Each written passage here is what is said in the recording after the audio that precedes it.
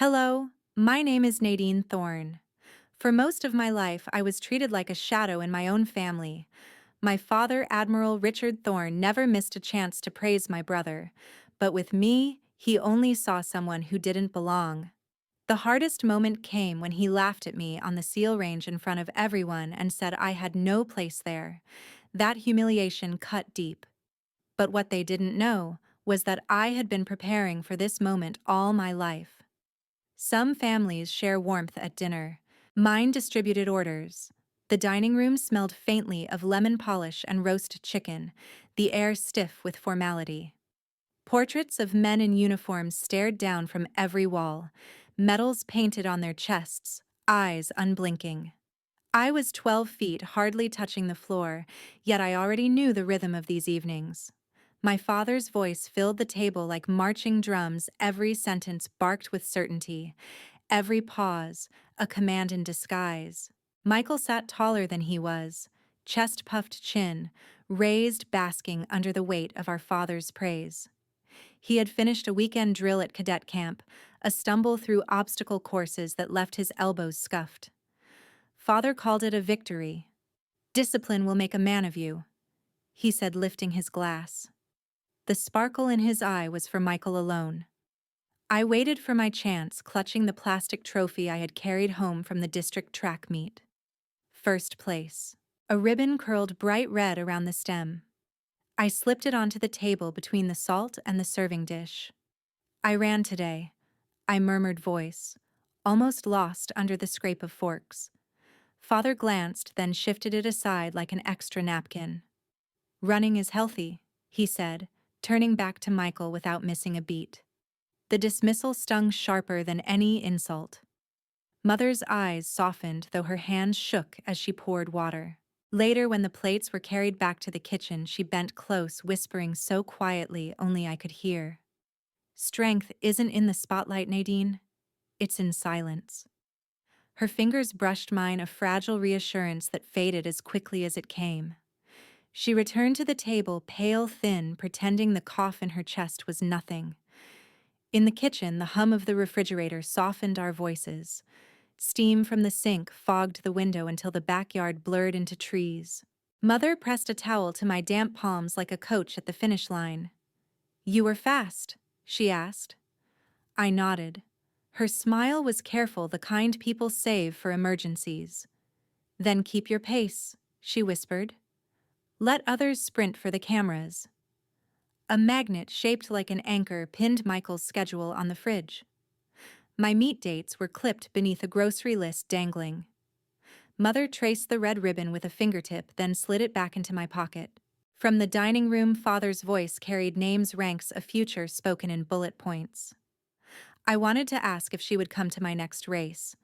Instead, I breathed, counted to 4, and followed her back to the table. Back in my chair, I listened as Father's voice grew louder. "Michael will carry the Thorne legacy," he declared, striking the table lightly with his fist. The words echoed in my ribs, leaving no space for my breath. Michael smiled wide and certain, already wearing the crown handed to him. I looked at the untouched slice of bread on my plate, the trophy hidden now behind the water jug, my small victory vanishing into the shadows of the room. I grip her fork tightly under the table, thinking one day they'll see. When no one trains you, you train yourself. Dawn braided the woods behind our house with pale thread. I laced my shoes by the back steps, tucked hair into a cap, and slipped past the kitchen where the anchor magnet held Michael's schedule. The yard was brittle with frost. My BB gun's metal felt clean and honest. At the tree line, I lined 6 soda cans on a warped fence rail. The first shot spat and rang. The second nudged a rim. The third split aluminum like a silver petal. I reset, breathed for 4 counts, fired again. The woods answered with crows and the hush of wind through pine, a sound like discipline when no one is clapping. I gathered the pierced cans and stacked them into a small cathedral of proof, nothing fancy, just symmetry you could trust. Then I ran. The trail curled along the creek and up the road by the water tower. Calves burned, lungs steady, mind quiet. I carried a metronome in my chest that no drumline could bully. By the time the sun put a thin coin on the horizon, I'd looped to the school track. Michael arrived later in our father's car, tossing his bag like a banner. He stretched while talking into the morning plans, promises, the vocabulary of inheritance. Father clicked a stopwatch. I took lane 4. The whistle snapped. Michael surged, then sagged. I paced. I felt his eyes when I slid past at the 200, then the 3. Father shouted splits meant for him. We finished. Michael bent hands on thighs, laughing for show. Father clapped his shoulder. Good work. You've got raw speed. My watch kept my real time, the one I wasn't invited to announce. I penciled it inside my shoe, a hidden ledger. After they left, I ran repeat 400s, then cooled down alone. In the corridor, a bulletin board sagged with meats and bake sales. My index card with last week's trial time had been nudged under a flyer. Someone had drawn a small star beside it. I flattened the paper and felt a spark I could carry without permission. At lunch, Michael lifted my backpack lighter than his. You running again? I nodded. He glanced at a report peeking from the pocket mile splits rankings, a coach's quick praise. His mouth tightened. He slid the paper deeper, zipped the pocket, and said nothing. The district meet came cold and bright. I warmed up in a halo of vapor, every muscle listening. Lanes filled with girls whose families rattled the bleachers with cowbells. Our row stayed empty. I set my sweatshirt where a cheer might have been and towed the line. Gun. I settled behind early sprinters and let the race come back to me, breath stacked like bricks. At the bell lap I moved, felt the track tilt in my favor, and stepped into the space the leaders left when their courage blinked. The finish tape brushed my wrist like a secret handshake. The metal was tin and ribbon, but it was also a key. I closed my hand around it until the edges pressed tiny moons into my palm. Coaches shook my hand, a classmate hugged me. A janitor swept leaves by my shoes and said, "Nice kick." I counted to 4 and scanned the stands one more time. Empty.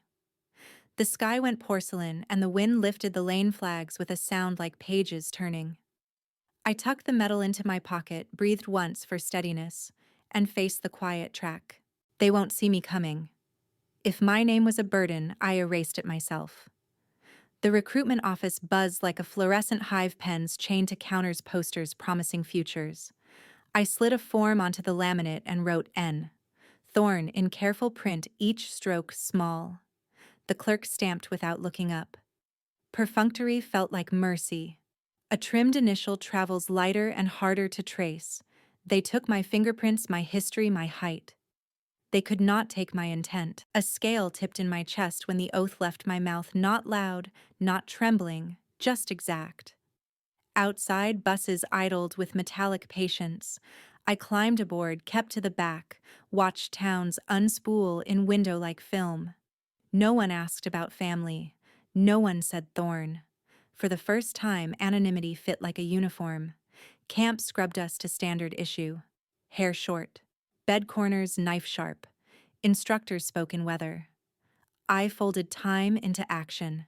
When the range doors opened, I heard the woods of Virginia inside the echo 4 counts. In 4 counts out, BB cans replaced by silhouettes on command.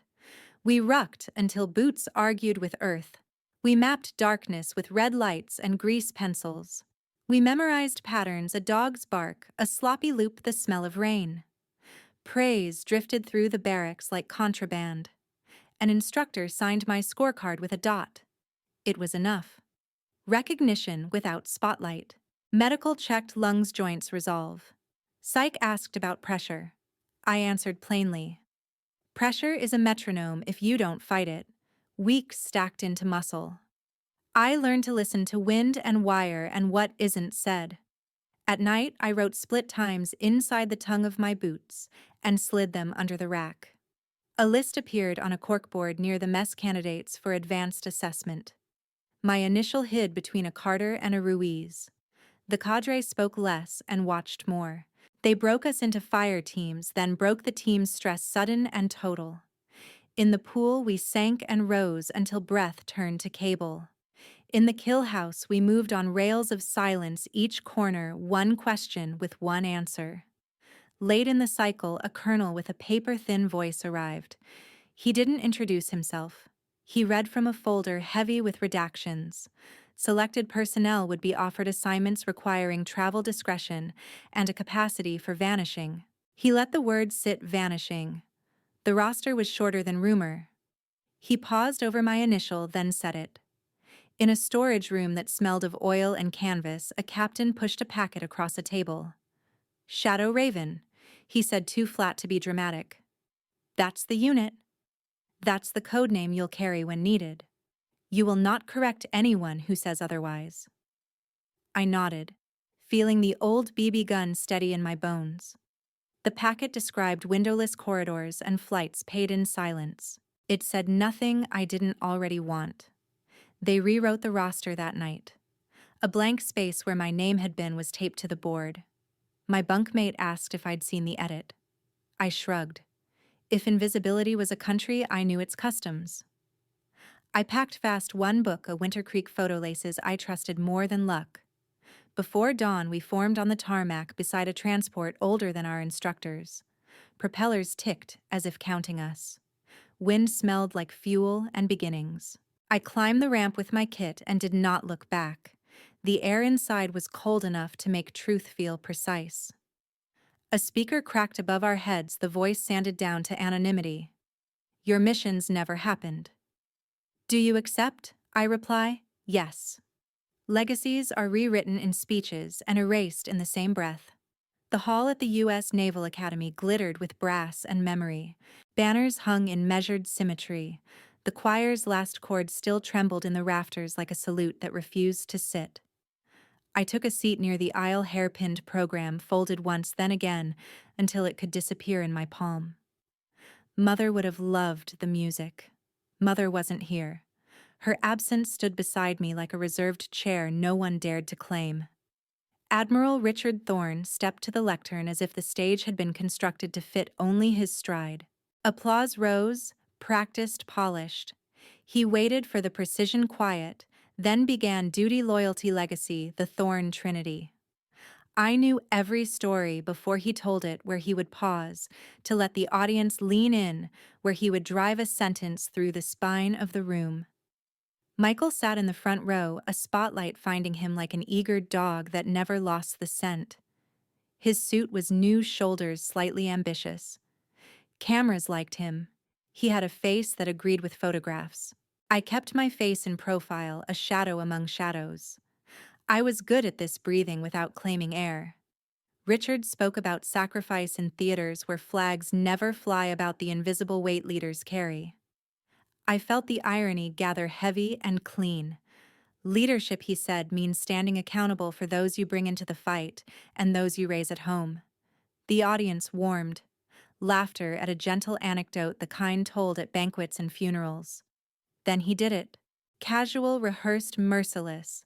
I have one child, one son. The sentence landed like a steel stamp. No recoil, no correction. Applause followed out of habit. A few heads turned toward Michael, who lifted a modest smile the way one lifts a chalice. My pulse didn't sprint.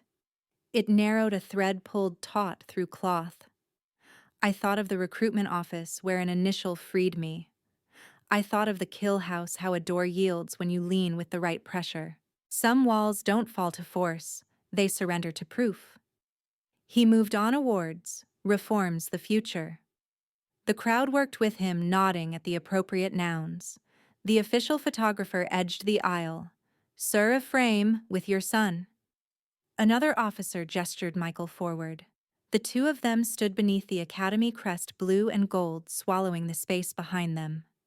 Cameras erupted, white sear after white sear, capturing the portrait everyone expected. I rose with the rest for the ovation, palms coming together until they numbed. In the glow of flash and borrowed certainty, I felt smaller and sharper at once, like a blade hidden in a book. No one called my name. No one asked for 3 in the picture. The moment made itself permanent without me. Outside evening rolled across the yard like a ceremony without music. Journalists sent dispatches into their phones. Their words would travel faster than any ship that ever left this river. I stepped aside to let a pair of midshipmen pass, their laughter bright as coins. On the steps, the cold met me squarely. I let it. I stood long enough to watch Richard shake hands in a choreography of prestige, the man, the myth, the lineage. When the last flash faded, I tucked the program into a trash can lined with blue plastic and chose a path along the shadowed colonnade, a corridor of pillars that kept faith with night. In the glass, I caught my reflection, unnamed, uninvited, and felt the steadiness training gives 4 counts in 4 counts out, nothing wasted. Yes. If they won't see me, I'll show them. Recognition came in an envelope, then vanished with a signature. The envelope lay like a thin command on my doormat, federal seal, my name printed without flourish.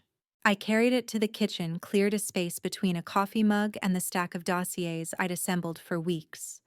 Dates, coordinates, after-action summaries with redactions like claw marks.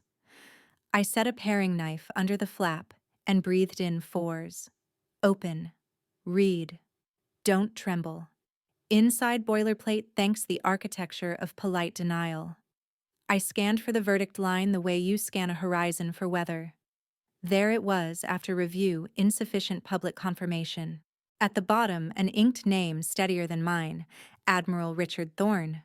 My father's signature clipped my history like a wire. I let the letter rest face up and let the room count. The walls of my small apartment held their breath map tacked over the desk, a shoebox of ribbons under the chair, the locker metal smell of oil rising from a rag I hadn't washed. I poured water I didn't want and drank it because discipline is what you do when you can't do anything else. Weeks earlier, I built the application like a bridge mission log stacked with satellite shots, affidavits from operators whose names I could only initial audio of my voice, granting a final green light under rotor noise. I wrote plainly numbers times distances. I carried the packet to a courier window in the Pentagon Awards Division, where a clerk with winter in his eyes took it with the indifference of a man who receives gravity daily. I trained while I waited. Miles before dawn. Dry fire drills the wall clock a metronome. In the afternoons, I annotated again, adding cross-references the way a careful cartographer inks a shoal that doesn't show at high tide. Hope sat at the edge of the desk. And now, the letter. One son, he had said from that stage, and now one stroke of his pen to make the rest of me administrative noise. I read the paragraph until the words turned to shape and shade. Insufficient confirmation, as if the men I pulled out of a hallway lit by muzzle flash were rumors I had started. As if silence were absence and not the price we agreed to pay. I pictured the courier window again, fluorescent hum plexiglass glare, a clipboard chained to a counter. Bureaucracy is a wall you scale with rungs called process, so I counted the rungs. I filed the paper in a red folder marked with my initial, not my name. I dated the margin, noted the hour. I put the kettle on and let it sing. When it clicked, itself quiet truth sounded larger. You've erased me twice. I said not to the letter but to the handwriting. The first erasure had been public and clean. I have one child, one son. This was the second, a private subtraction dressed as policy. Together they made a shape I knew, a door I would not knock on again. The coffee went cold. I packed the red folder atop the others and leveled the stack with my palm. I wiped the counter in slow strokes until the laminate shone. Then I sat. Process rung by rung. I powered the laptop. The fan started its low turbine confession. The screen lifted its square of mourning. My fingers hovered, then settled into the posture they know best: work before anger, evidence before volume. I created a new document, titled it with a date and a verb. I listed statutes, committees, precedents, drafted a summary in the language of people who sleep under fluorescent light, and rehearsed civility like a drill. The cursor blinked like a pulse patient insistent. I open laptop, starts typing, appeal to Congress. In Washington, whispers can be more lethal than bullets. Hart's office was glass and order flag in the corner framed legislation a pot of coffee that smelled like long nights. I set the red folder between us and kept my hand still. She didn't reach for sympathy. She reached for the tabs, dates, units, how I'd numbered exhibits as if already before a committee. "You understand what this means?" She said, eyes on a memo in the margin of a satellite still. "I do. You're not just challenging your father, you're challenging the system. I'm challenging a process that mistakes secrecy for absence." She nodded once. "Then we'll do this by the book." Through the glass, I saw the Capitol stairs ants of staffers, a camera crew assembling aluminum ribs. Hart flipped pages until paper sounded like rain. She asked the questions that matter here, provenance chain of custody corroboration. I answered with grid references and names she could call. When she closed the folder, the room felt calibrated. "I'll need a witness," she said. I brought one. The cafe was dim enough to be unremarkable, and loud enough to keep conversations from overlapping. Retired Lieutenant General Howard Briggs wore a wool coat that had seen weather and years. He rose when Hart approached, as if old rituals refused to retire. "I watched her in Myanmar," he said after we sat. No preface. Raven Flight Night Exfil. She coordinated 2 teams across a river we couldn't name in the brief. No signatures after because there were none to give. 3 men lived because of timing only she saw. "Would you repeat that to a committee?" Hart asked. "I would. On record." We walked through the chronology again as if mapping an approach, Yangon to the frontier. A roadblock that never made the report the way a dog's bark can carry over water and confuse distance. Briggs supplied times I hadn't written. I corrected grid squares he remembered as hills. The map became less rumor, more relief. "Here's what happens next," Hart said back in her office. "We file a preliminary request. We build a narrow path. Expect resistance." "I've trained for resistance," I said. "You've trained for it alone," she said. "That ends now." She drafted the cover letter while I typed the attachments list, the keyboard clacking like a firing line.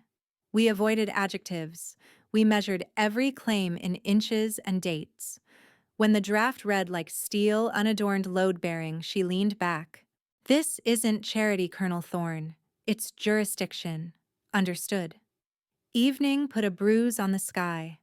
Hart printed, signed, scanned. I reviewed the encryption envelope, checked the checksum against my notes, and felt the click of a puzzle piece finding home. Briggs left with a short salute. "When they ask," he said, "remind them that silence serves missions, not egos." After he was gone, Hart rested a knuckle on the folder. "This will not make you popular, but it will make you seen. I'm not here for applause." "Good," she said. "Applause is a tax on truth." She slid the laptop toward me. The portal blinked like a beacon in Fogfield's drop-downs, a final confirmation, asking if I would attest under penalty of perjury. I breathed in 4s and reread the summary. Numbers, places, witnesses. The kind of facts that don't shout because they don't need to.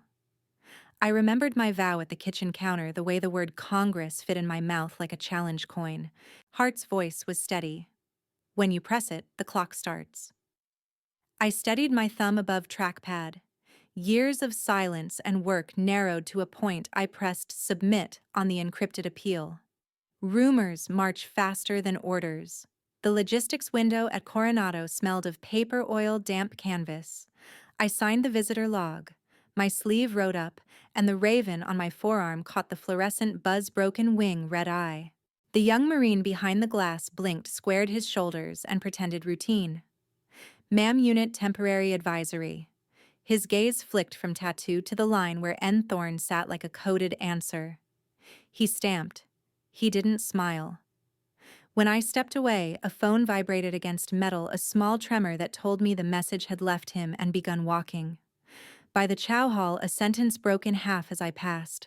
"Did you see then? No way, then lower? Is she the ghost?"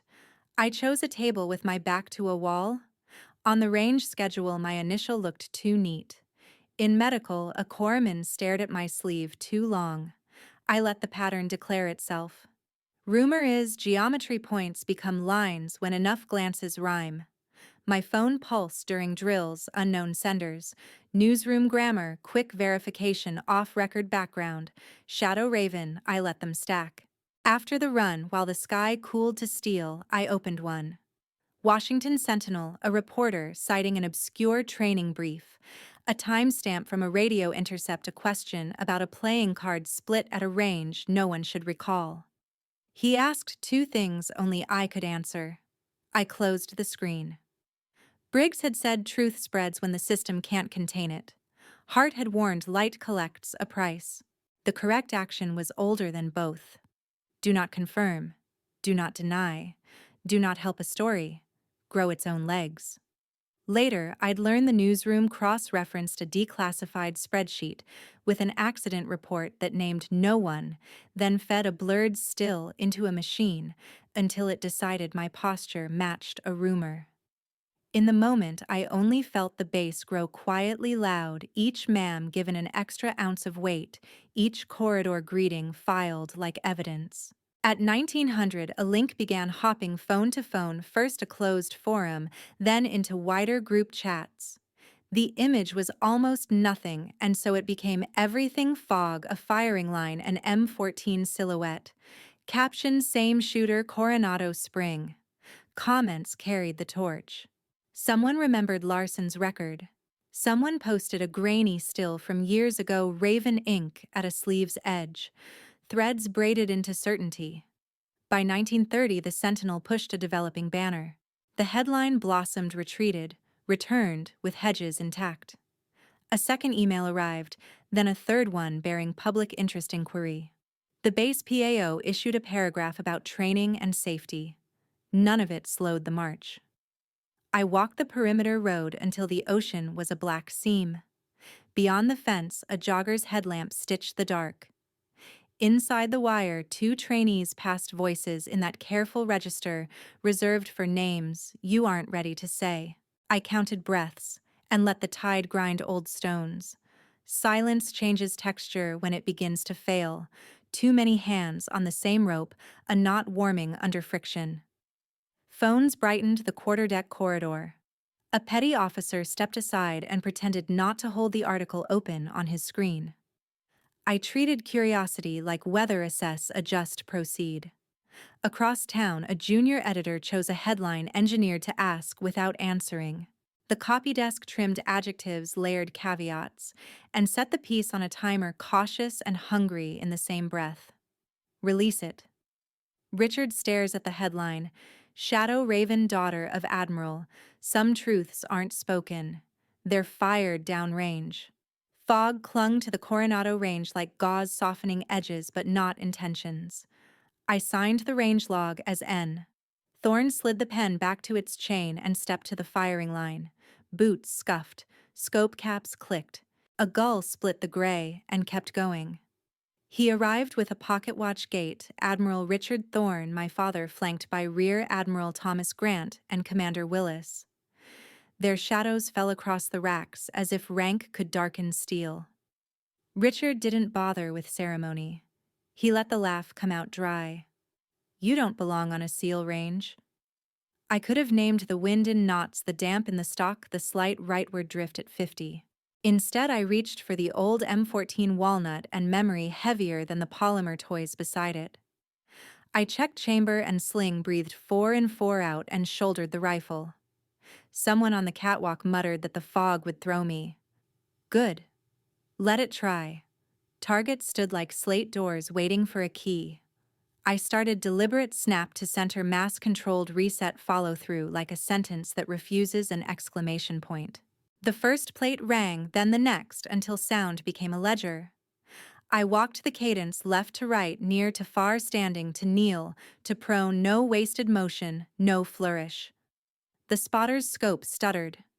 Range hands stopped moving. The gull returned and circled as if the sky needed a witness. Check the grouping, Willis said under his breath.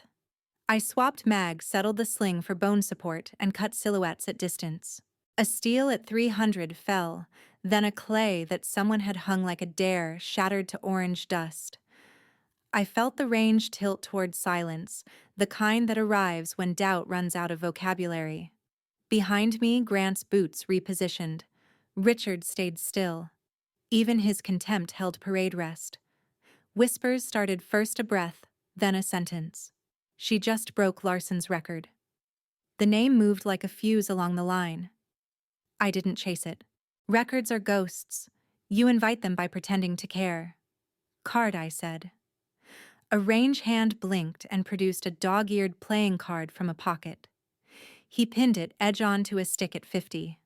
Fog beaded its red edge.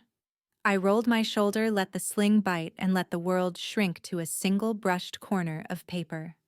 4 in, 4 out. Slack taken. Trigger a straight path home. The rifle bucked once a polite nod. The card split and flitted into twin commas punctuation for a story already told. I cleared the chamber, locked the bolt, and let the rifle cool against my palm. For a heartbeat, the base forgot how to speak. Grant's mouth stayed open on a word that didn't survive. Richard's gaze met mine and slid not away, but inward to the ledger he kept and never shared. The fog brightened by a shade as if the sun had decided we'd earned a decimal of light. Willis lowered his binoculars, the strap twisting once. Confirmed, he said, voice flattened for any recorder. A trainee by the brass bucket forgot to breathe. Another formed how and let it die. I swept the safety on and felt the detent click like a small verdict. No applause. The range speaks in impacts and data. A corporal chalked the board, hesitated at my initial as if an extra letter hid in fog. Powder braided with salt. A timer beeped and realized it was irrelevant. Grant cleared his throat. Technique, he asked. Willis began to answer and stopped. Control was the answer. Years of it, breath, bone, sight, patience. Richard said nothing. His silence had weight like a door locked from the inside. I let it stand. I lay the rifle down, silently turns her back on the stunned crowd. Some battles are fought in silence, but the story doesn't end here. Subscribe now and walk with me into the next chapter of truth. When whispers become paperwork, Washington calls it an inquiry. The Capitol Hill conference room looked sterile under the fluorescent wash, but every chair hummed with consequence. Staffers stacked folders at exact angles. Microphones blinked red. I sat in the back row, civilian suit, pressed but unadorned, my hair drawn into a knot that announced nothing. The door opened. Senator Evelyn Hart strode in, heels, silent, eyes sharp, carrying the folder I had surrendered weeks earlier. My pulse ticked in threes, but my face held still. Richard entered, second decorations, gleaming jaw squared for cameras. Michael followed, half a step behind, tie too tight, expression rehearsed for sympathy. To the untrained eye, it was an admiral arriving with his heir. To me, it was theater played on borrowed time. Hart's voice cut through the first rustle of papers. This committee will examine patterns of commendation suppression. She laid the words like bricks, flat, immovable.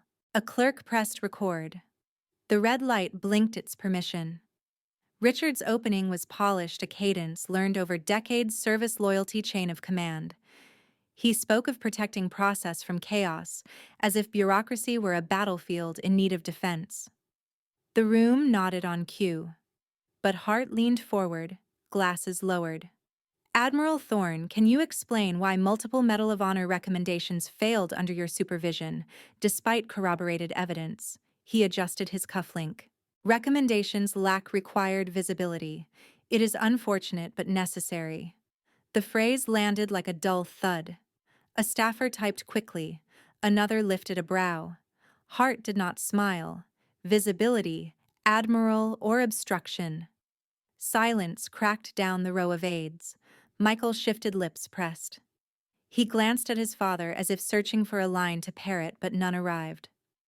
I breathed slow, letting the words uncoil in my head. Briggs's testimony in draft form. The Myanmar extraction logged with coordinates. My own dossier sealed in Hart's folder. The system was slow, but it was moving. Hart flipped a page. We have documentation suggesting deliberate delays, mismatched signatures, and redacted field reports under your chairmanship. This pattern is not isolated. Richard's nostrils flared. Senator, with respect, you underestimate the volume we manage. Hart didn't blink. I respect volume. I don't respect erasure. Whispers buzzed behind me, reporters catching fragments shaping paragraphs already. The sound was lighter than combat, but heavier than a firefight, because here the weapon was perception, and it rarely missed. Michael cleared his throat, attempting gravitas. Our family has always served with honor. It was a plea, dressed as a proclamation. Hart's gaze shifted once, pinning him, then dismissed him as though his words belonged to the gallery. I pressed my palms against my knees, still steady. This wasn't my stage, not yet. My role was to listen, to let the gears grind without interruption. Then Hart set her pen down. This committee is prepared to hear from witnesses who can testify to these omissions. The sentence hit like a gavel. My chest didn't rise. It locked. The words were air but carried the weight of artillery. Richard's face drained pale under the weight of light that no uniform could block. Cameras clicked, lenses zoomed, and drafts of headlines spun across devices even before the meeting adjourned. Cameras capture Richard's pale face, headline drafts already brewing. Legacies collapse the moment the erased walk into the light. The Hall of Honors carried a polished hush, the kind that turns breath into etiquette. Banners hung with ceremonial gravity, brass caught the TV lights, and 500 bodies settled into rows that smelled faintly of starch and sea salt. I waited behind the curtain with a program folded to a hard-edge, pulse-measured vow intact. I'll show them. The announcer's baritone rolled like a drumbeat from the far wall. Colonel Nadine Thorne. The syllables dropped into the room and stopped it cold. Heads pivoted as if a single wire tugged every chin. In the third row, Richard's fingers crushed the program until the cardstock creaked. Michael's smile froze, then evacuated his face. I stepped into the lights uniform, exact ribbons, quiet. The cameras adjusted irises, flaring, trying to reconcile rumor with oxygen. Grant stiffened. A pair of ensigns in the honor guard shifted their weight, one boot squeaking the loudest sound in the hall. I touched the lectern. It felt like the rail of a ship pointed at weather. Good afternoon, I said, my voice amplified but even. I won't take long. I did not rehearse outrage. I rehearsed precision. I am Shadow Raven. Murmurs fractured the stillness, first a ripple, then a tide. The word that had been a myth left my mouth and acquired citizenship. I named no countries, slandered no commands. I stated what service demands and secrecy distorts, that missions performed without signatures are not imaginary, and that silence is a duty to the operation, not a license to erase the operator. Grant's jaw reset. Somewhere, a producer hissed into a headset. I let the air recalibrate and continued. I spoke of teams, not of myself, of extraction lines and the arithmetic of risk, of men and women who walked through fire and came back without a parade, because that is the bargain. I did not say father. I did not say son. I did not need to. Then I turned to the graduates, to the shine of new brass and raw nerves. Courage without ego. Leadership without applause. When the record is blank, let your work be the ink. Claire Dawson rose on cue, eyes bright and wet, and I felt the ceremony tilt toward the future instead of my past. Applause began as a scattered brave thing and accelerated, becoming weather hands, feet, the stomp of recognition rolling like surf. The sound found me, but did not own me. I stood inside it as inside a storm you have already mapped. The cameras punched in. The live feed cut to faces, then to mine, then to Richard in profile. A monument sprung a crack. He did not stand. He did not smile. He calculated. I recognized the arithmetic and declined to solve it for him. The hall, which had been his echo chamber for years, no longer conserved his energy. It translated it into mine. I lifted the program I had carried from the wings and set it flat on the lectern as if laying a marker at a gravesite only I could see. I once accepted invisibility because it kept people alive, I said. I will never accept it as an alibi for anyone's pride. The applause returned harder now, an oath shared back to me. Reporters along the back rail leaned forward as if an inch might bring them into history. Boom mics hovered like waiting birds. I saw no microphones when I was bleeding in alleys and stairs. I saw teammates. Tonight I wanted cadets to see them too. Yes. I looked at Richard. His stare tried to drag the moment into a private corridor where he could manage it. There was no corridor left, only light and a ledger catching up. My breath held steady, 4 in 4 out the old metronome that never betrayed me. When the hall finally quieted, I closed the loop I'd opened the night he declared me non-existent. You erased me twice. This is the last time. Legacies aren't inherited, they're entrusted. Applause still buzzed like current in the rafters, then faded to a listening hush. 500 uniforms made a living sea. Cameras hovered like curious gulls. I smoothed the edge of the program and let the lights steady. Across the stage, Richard's posture held rigid, deliberate, but a pale seam had opened along his composure. It wasn't victory I felt. It was a duty changing hands. Ensign Claire Dawson, I said. She rose as if called by weather, shoulders squared and trembling at once. The honor guard parted. I caught the quick private panic in her eyes and gave a nod only she could see. Breathe, count, arrive. She reached me with palms, damp chin lifted beyond her years. Up close, I saw freckles under foundation and a thread of salt at her collar where tears had dried. Courage without ego. Leadership without applause. I told her not as a motto, but as a map. The metal weighted in its velvet like a quiet verdict. I steadied the ribbon. Her hands steadied too. A photographer leaned, then remembered to keep his distance. The hall inhaled. I spoke to the room without taking the moment away from her. I spoke of the labor no citation captures nights of study, while others slept the discipline of doing right with no witness, the clean arithmetic of putting your team first. I told them legacies survive only when they are handed, not hoarded. A murmur rippled through families, mothers who knew fathers who finally understood the price their daughters had already paid. Claire's breath hitched. "Ma'am," she whispered. "What if I'm not ready?" "You are," I said. "You showed up when no one asked you to." The ribbon crossed her neck. The metal found the light and claimed it. For a heartbeat, the hall was perfectly still, that sacred second when applause has not yet decided what kind of storm it will be. Then the sound rose, Rose Isle's stage spilling over the press rail until even the cameras trembled on their sticks.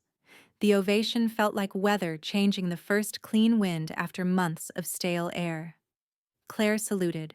I returned it, then pulled her briefly into an embrace that could not be misread, senior to junior, witness to witness. Over her shoulder, I saw Michael falter, hands failing to find a pattern for clapping.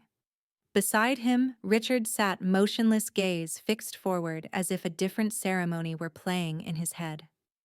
I released Claire and turned her to the audience. Remember this face, I said to the cadets. Remember that valor is a habit long before it is a medal. Some smiled through tears. Others held their breath the way people do when a truth finally lands where it belongs.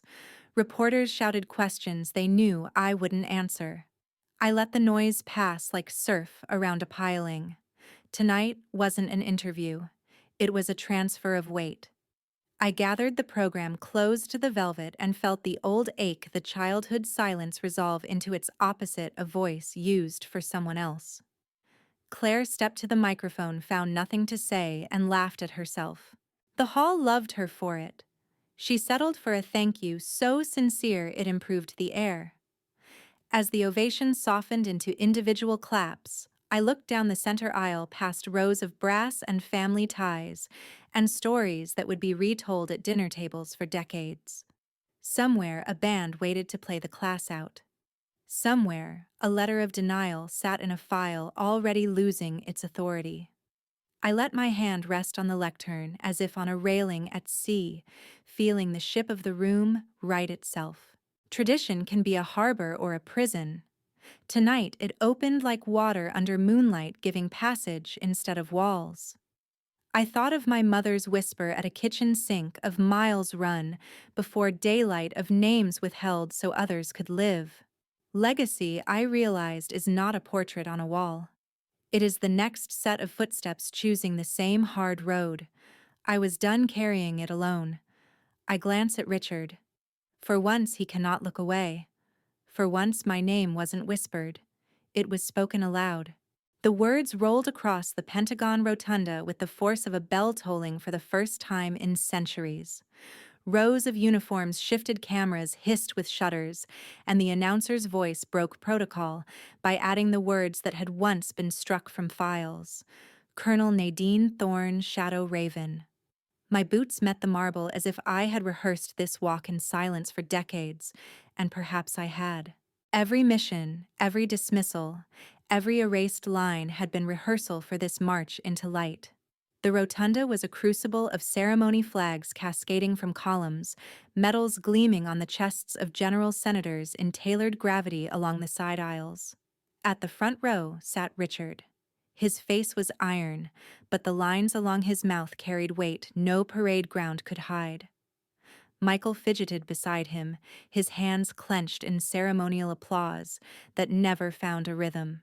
I ascended the dais, eyes steady, pulse contained. Tradition said I should bow slightly while another hand lifted the medal from its velvet, pinning it to my chest.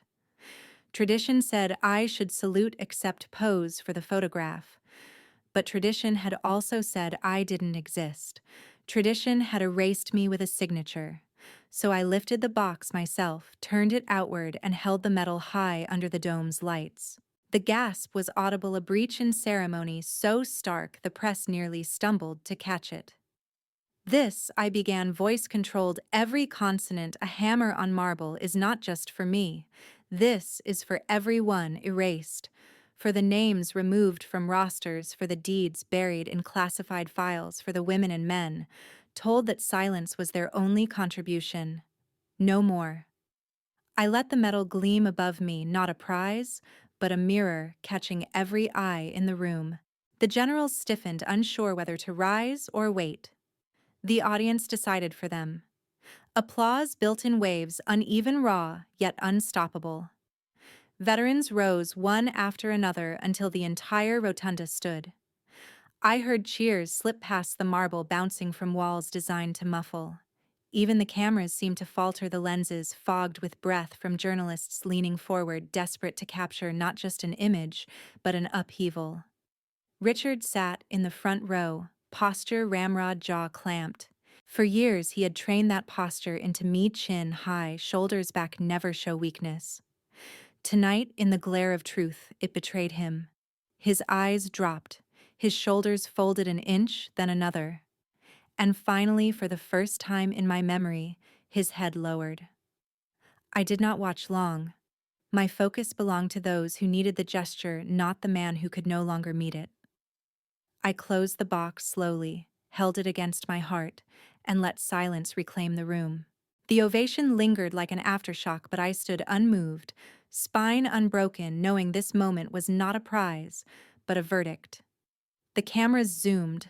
Reporters scribbled feverishly. A senator mouthed the word, historic. I thought only of every unseen comrade of nights when silence was my only ally, of the vow I whispered at 12, with a fork clenched under a dinner table, one day they'll see.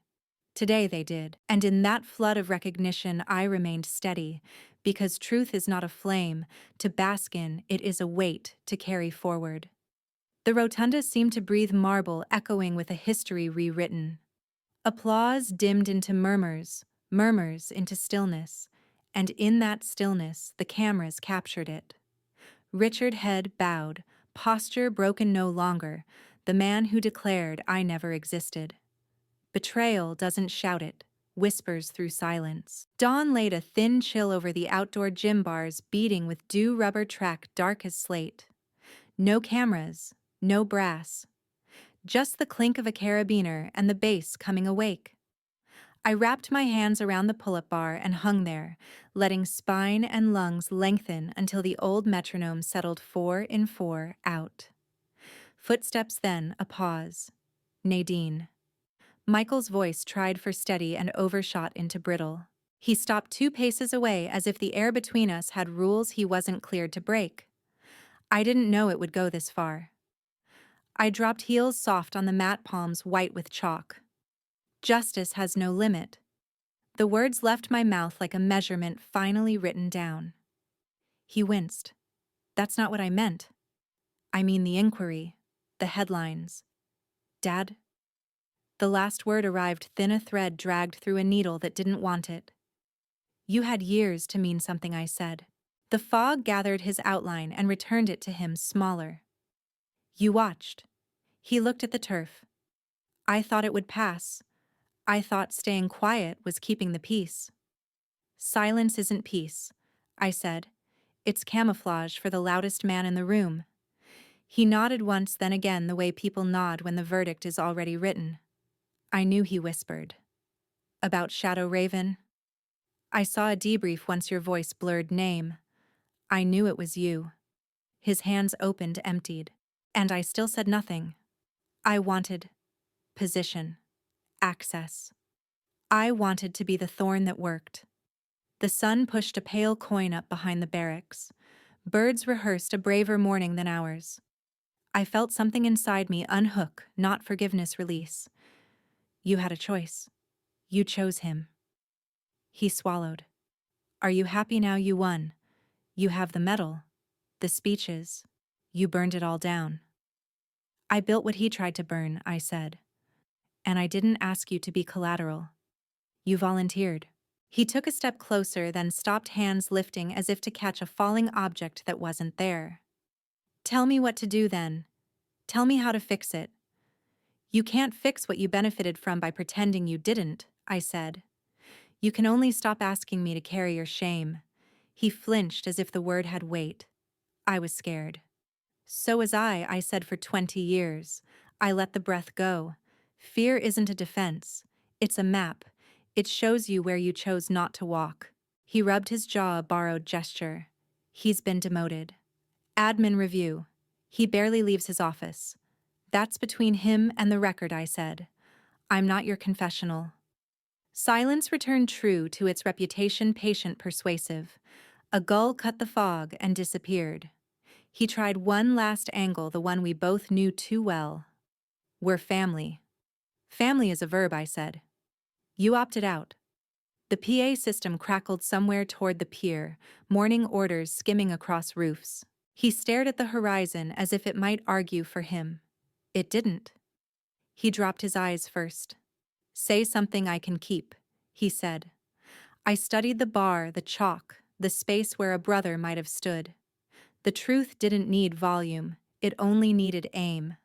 We were never on the same side, we never even started. I turned. The mat creaked, my boots found the track, and the day took me without ceremony. Behind me I heard only breath, the kind a person discovers when applause is gone, and mirrors stop volunteering alibis. I didn't look back. The fog would handle the rest the way fog does. It keeps what must be kept and returns the rest to air. I didn't retire in anger. I retired in freedom. The sentence pulsed in my head as I pressed the pen to the final line of the discharge packet. The Pentagon personnel office smelled of toner and old carpet, a place designed to reduce victories to paperwork.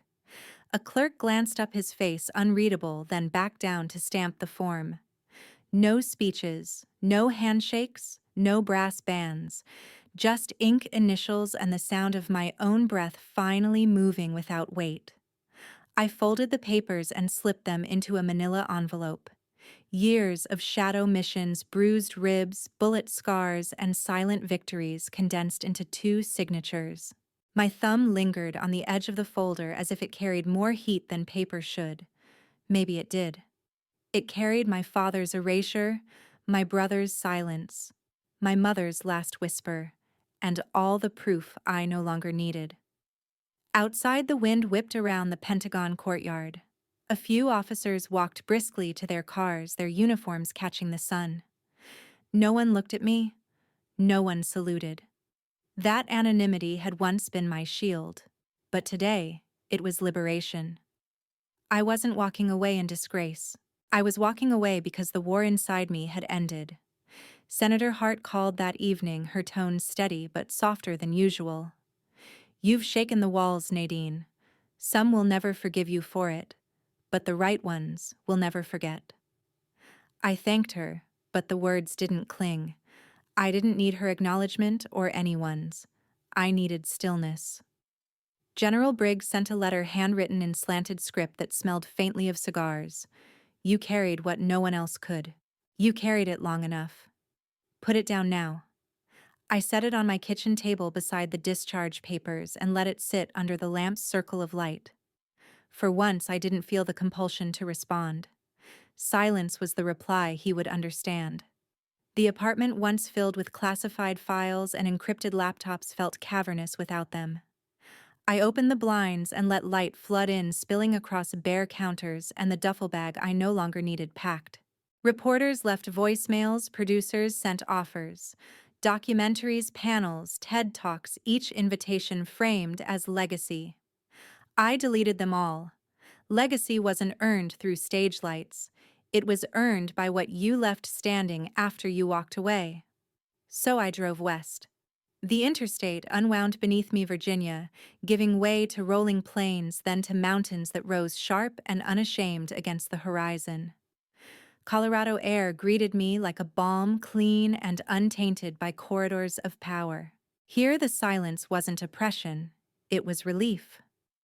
Weeks later, a small building took shape at the edge of a pine forest. Nothing grand, just brick and glass, but inside it breathed with purpose. A mat room for drills, offices for legal advocacy, dorms for women who needed somewhere steady to land. A simple kitchen that smelled of coffee, not war. On the door, a modest brass plate waited to be unveiled. I stood with the papers still in my hand, my palm pressing against their weight one last time. Now I'm truly free. I whispered, not to the walls, not to the clerk in Washington, not even to the memory of Richard or Michael. To myself, to the girl at the dinner table who once clenched a fork and made a vow no one heard. The morning we hung the sign, the sky was washed in mountain gold. A few women gathered, nervous, hopeful, some carrying scars on their skin, others hiding them deep. I stepped back and let them tug the cloth away. A new sign read, "Doyle Center for Veteran Women." Justice isn't thunder. It's the silence when erasure ends. Wind combed the meadow beyond our range, laying autumn grass in swaths. Dusk unrolled like a banner dipped in copper. I stood behind Claire, watching the rise and fall of her shoulders, the minute tremor in her lead hand, the way her breath fought the scope instead of joining it. 4 in 4 out, I said. Let the sight settle where your pulse is quietest. She nodded, exhaled, took the slack, sent the round. The steel answered with a bright, satisfied ring. A half smile sneaked across her mouth. Then the discipline returned. I handed her a fresh magazine and moved down the line, correcting stances, loosening jaws clenched out of habit. The new trainees wore the face I recognized from mirrors, hungry, guarded, pretending courage, until it arrived for real. Behind us, the Doyle Center glowed with lamp-warm windows, a mat room for drills, a clean kitchen, small beds already learning the rhythm of untroubled sleep. I had learned to measure victory this way, as a quiet that stayed. Claire cleared her rifle and touched the edge of the bench with her hip. "Ma'am," she asked, voice careful, "why didn't you destroy him when you had the chance?" The question did not sting. It landed like rain on earth that had already decided to bloom. I rested my palms on the wood, felt the old grain and the little burns from 1,000 spent casings. Breaking them would never build me. Forgiveness is freedom. She weighed it like a coin at the bottom of a well, then nodded in that slow, adult way that means understanding has begun, not finished. We policed brass-logged hits, stacked targets. The sun lowered until the range turned amber and the mountains took a thin purple seam. Inside a glass case waited near the entry. I set the old M14 on a cloth and let its weight find center the stock dark as split walnut, the metal backed by years that no report could carry. Below, I slid a small card into the brass slot and pressed it flat with 2 fingers, carried with honor, fired with truth. I did not pray, I did not swear. I only allowed the quiet to collect until it became an answer. The trainees drifted to dinner boots soft on waxed floors. Claire lingered a step, gave me a salute she did not rush, then disappeared into light and laughter. I closed the panel and watched my reflection merge with the rifle's slow shine. I walked the path to the field. The last heat left the gravel under my soles. Every breath arrived unarmed. Freedom has little theater to it. That is why it outlives applause. Tonight, it wore the brown of spent needles and the gold of grass that has decided to lie down. I paused at the fence palm on the top rail and let the valley answer back with nothing but itself. I remembered a dinner table and a fork biting my skin, a girl drawing breath in fours, a vow no one heard. I remembered the envelope on the mat, the rejection, the long road to a rotunda where my name finally stood without help. None of it burned now. All of it built. The sky kept reddening until it let go of red. Lamps flicked on in the dorms. Laughter broke, then broke again. I turned toward the last seam of sun and felt the weight of years go light enough to carry in one hand. I was always enough. I was once invisible in my own family, but invisibility doesn't erase truth. If you felt my struggle, leave your thoughts below your words. Remind me I'm not alone in carrying these scars. I've learned that forgiveness frees more than fury ever could. In your own life, when betrayal stings deepest, hold tight to dignity instead of rage. Please support me by sharing what my journey means to you. Every comment is a light proving silence can't bury who we are.